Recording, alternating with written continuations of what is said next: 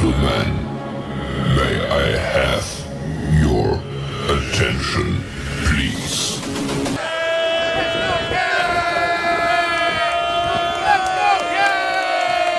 The show starts in 3, 2, 1, go. Good morning, CaneSport. It's the 28th of June, 2024. I'm Gary Ferman, the publisher of CaneSport.com, joined once again this morning by our managing editor, Matt Shodell, as we discuss the news of the day. And the news of the day is after 18 segments of our State of the U series, we are reaching the final stage today, and we are breaking down what it all means. We're going to talk about that in a minute. Miami also received a commitment last night from Hollywood Chaminade cornerback Chris Ewald. You can read about that on the site with multiple stories this morning.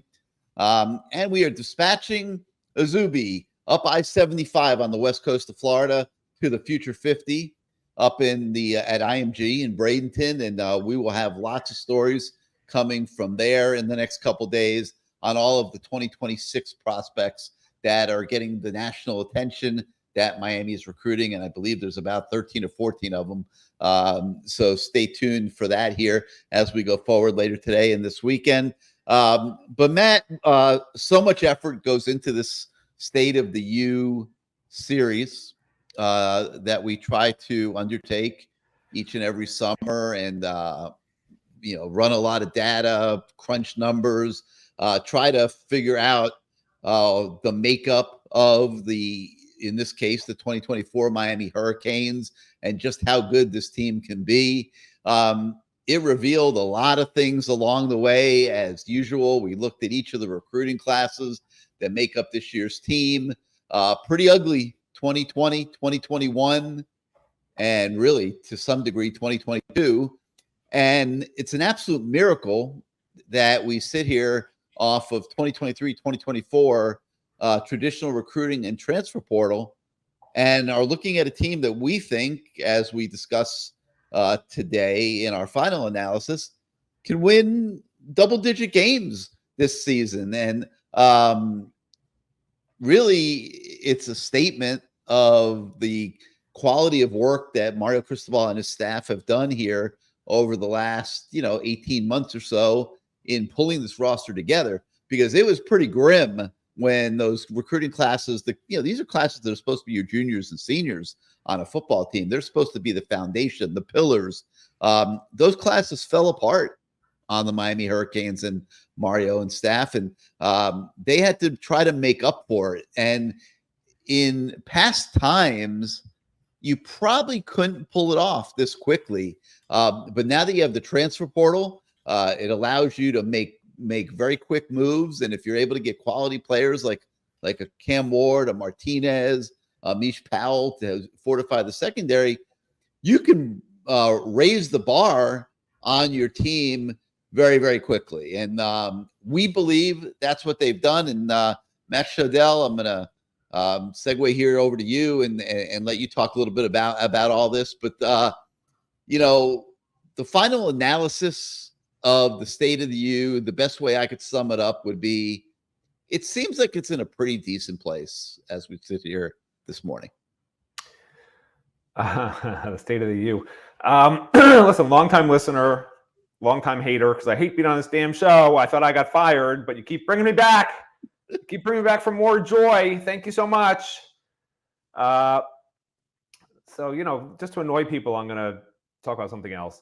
I was watching Seinfeld reruns. You watch Seinfeld again, you forget what they even were. Like, I don't know if it's just my brain doesn't remember these episodes. I watched them all, of course, but I don't remember half of them anymore.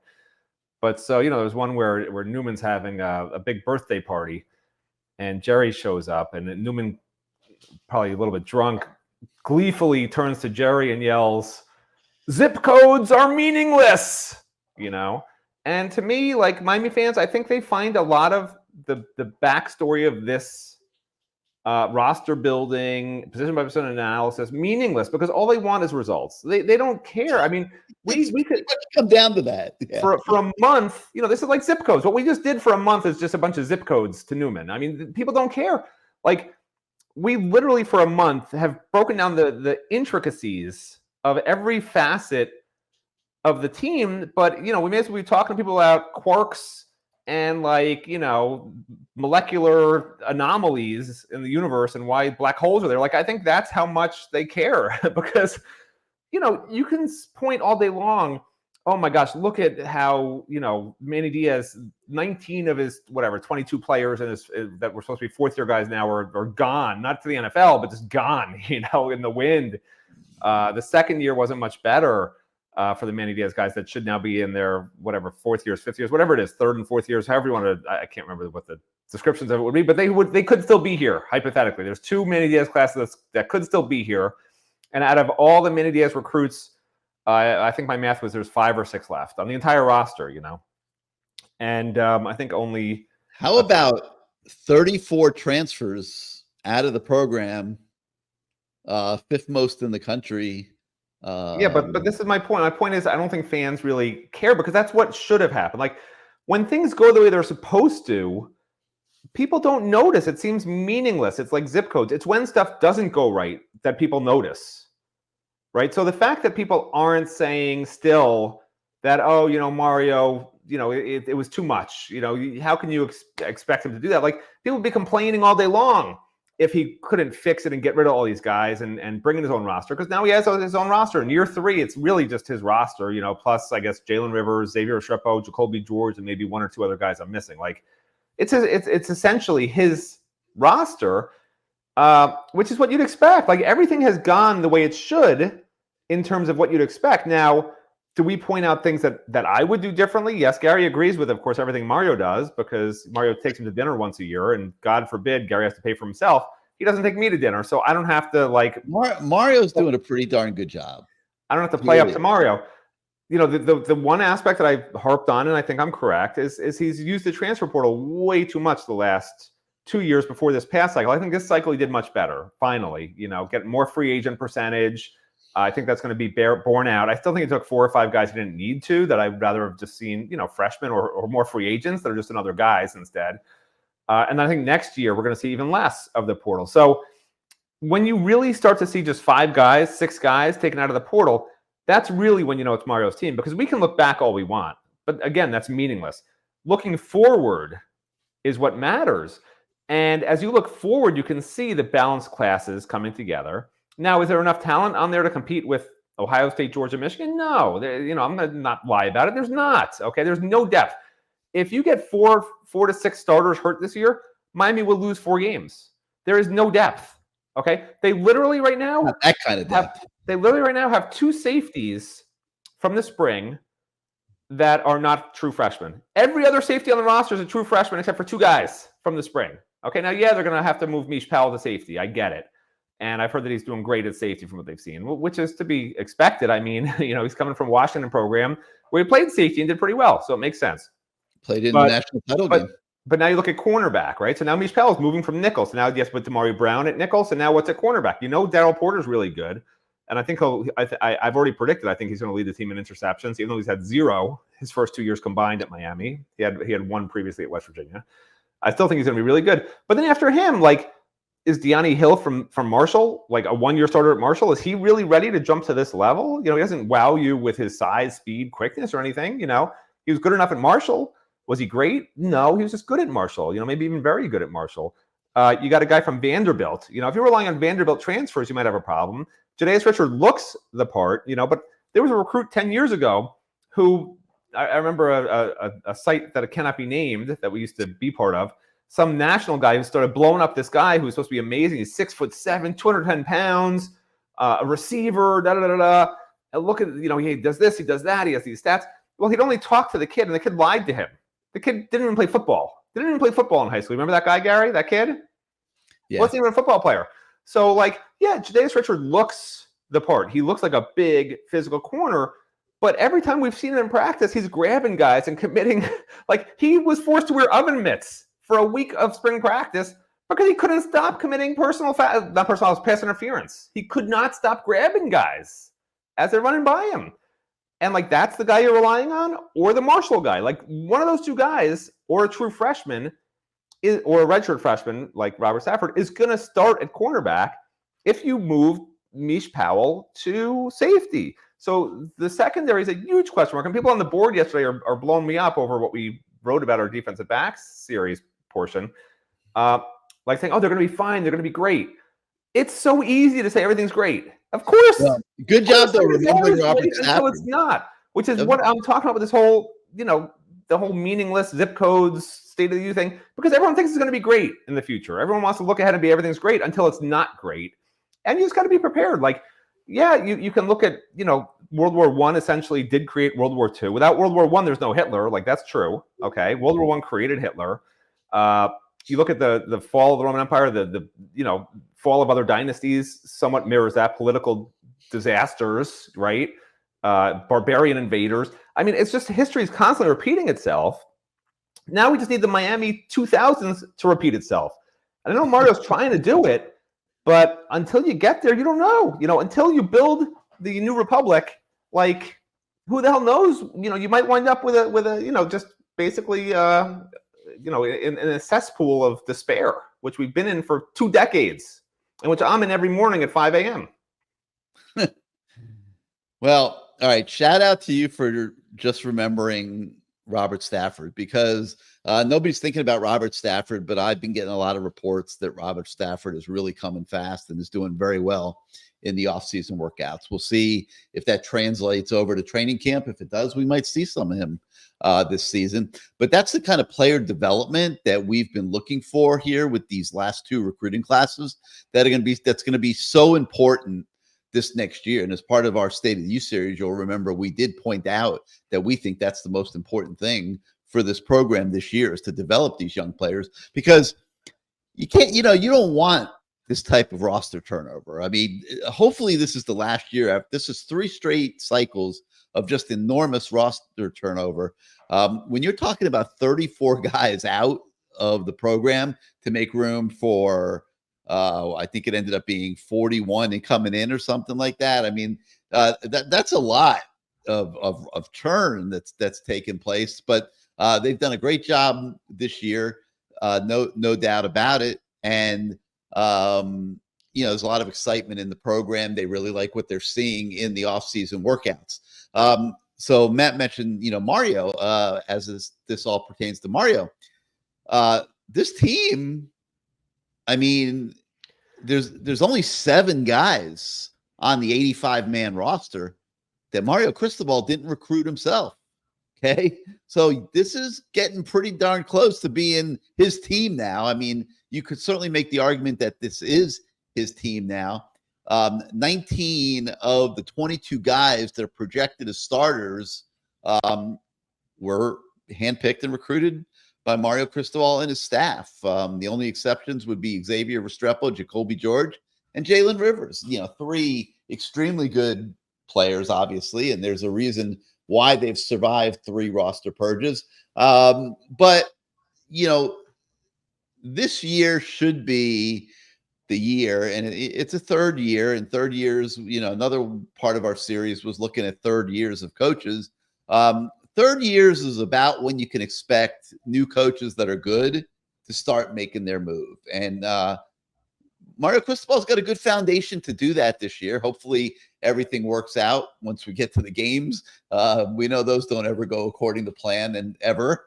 But hopefully it does work out. Miami's able to take care of business this year and really build that momentum that they could take forward and keep getting commitments like Chris Ewald and Max Buchanan. There was another one they got this week out of Sanford Seminole, an offensive lineman I know they like a lot. Some of the recruiting analysts have varied viewpoints on him. Time will tell who's right.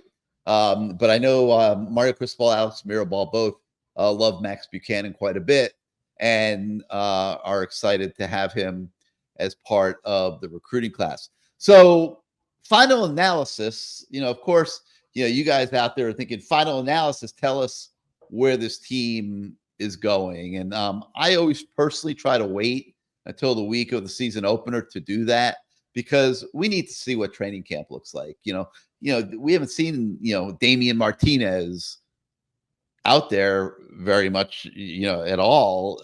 And just to see how big of an asset he really is going to be. We've obviously heard quite a bit about him. We are expecting him to do a lot of really great things. But it's nice to see some of it with our own eyeballs, which is what we'll be doing in the early stages of August when they start training camp. And you could go on and on and on. I mean, we saw a lot of those other guys in spring ball. We obviously saw Cam Ward. We know what he can do. And we feel really good about this team. But to start making a prediction before we see the whole thing together, what it looks like, what the starting units are looking like, it's really kind of hard to say, oh, this team can win 8 games, 9 games, 10 games, 11 games, and have a chance to be right. So we typically don't really do a lot of that. But in this story that's on the website this morning, we are pulling all 18 sections of the State of the U series together. And, saying the obvious, that we think that, things are looking pretty favorable here for Miami going into this season. So, Matt, just to put a little bow on the series and on the subject, in your mind, we're on the record as saying that we feel really good about this Miami team. This is the best Miami team you have seen since when? On offense since 2002, on defense since last year. I mean, that's just the truth. They have an easy schedule, and this has been the problem they have every season. It feels like the last 20 years. The offense under Rhett Lashley was really good a couple of years. The defense wasn't so good those couple of years, and the defense was great for a couple of years before that, and the offense was bad. So it just never seems to match up where you just know. The offense is going to be really good. I think they're going to score 35 plus points for the first time since 2002 on average. But the defense, you just don't know. Now, can the defense be really, really good? Yes.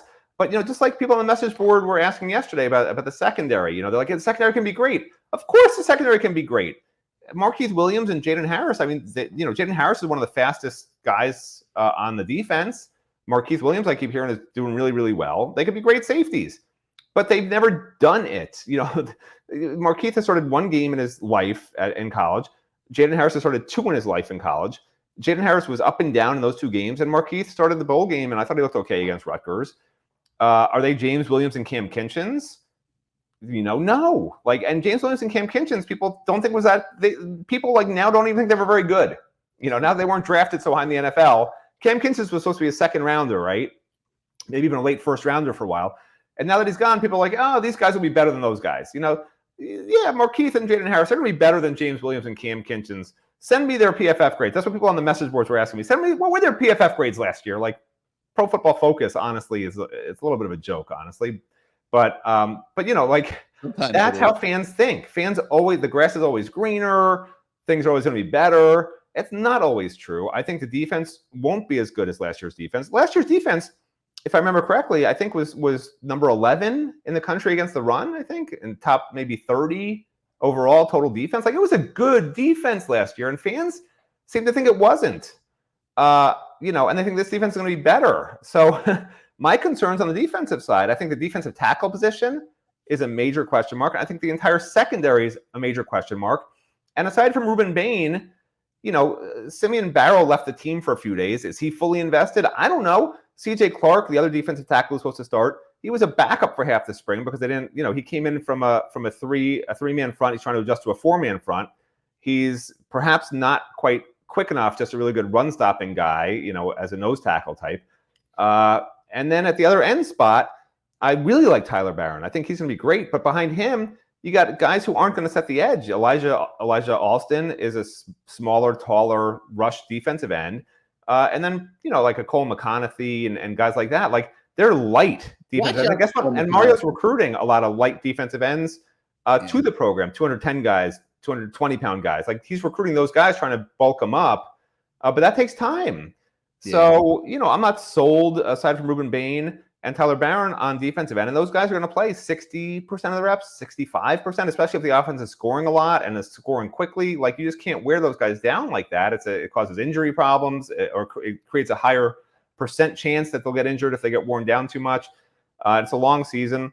So, and then Akeem Messidor, I didn't mention him, but like, I don't know. I haven't seen him in his special cleats. Maybe the special cleats will look good in the maybe they're like Tesla cleats, and they are anti-grav, and he'll be like 10 times faster. But until I see it, I don't know. So I'm not even going to project him at defensive end. I think maybe he'll help at tackle. My guess is he's not going to be as quick, because think about your foot, right? I mean, you need to go bam. Your foot has got to constantly be flexing and bending to get every angle and ounce of leverage at the defensive end position, and to some extent tackle, but it's a little easier at tackle.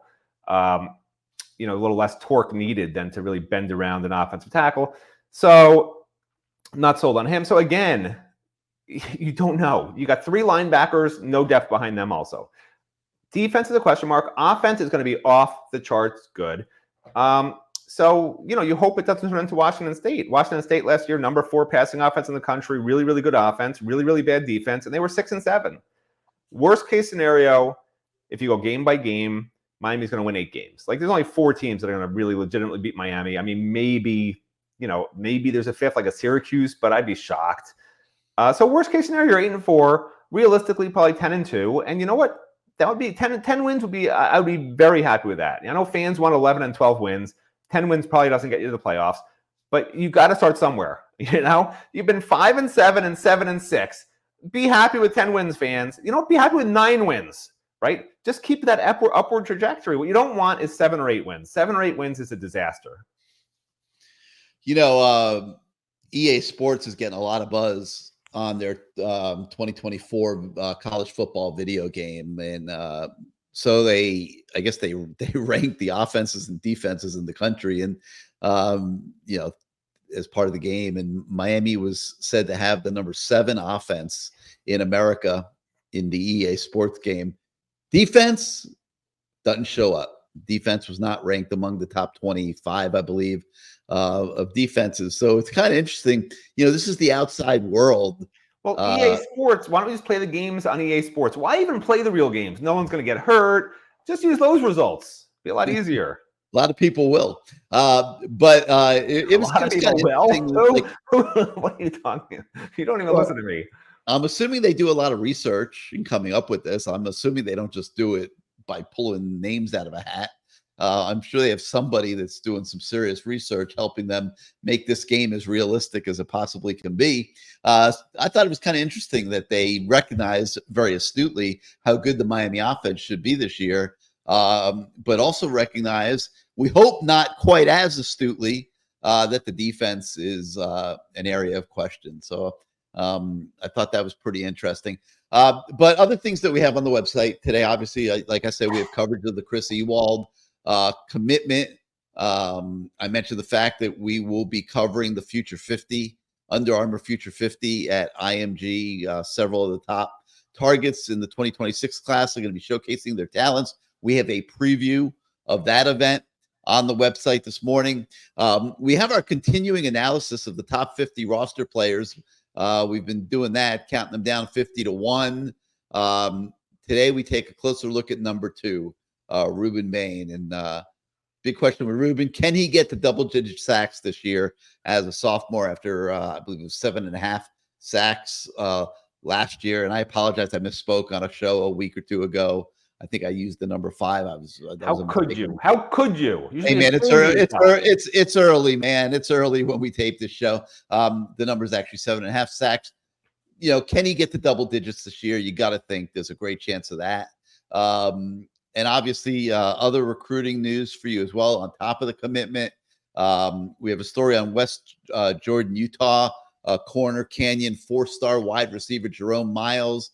This is a guy that some people think is a 5-star, but he's certainly at least a 4-star. And he was committed to Ole Miss for 3 months, I believe. Yeah, 3 months, and decommitted recently and landed a Miami offer, and apparently he's quite receptive to it. So we've got that story on the website today, along with an update on Buford, Georgia, 2026 four-star athlete Tyreek Green, who tells us that he's been very impressed with Miami's early recruitment of him. So you guys can check that out as well.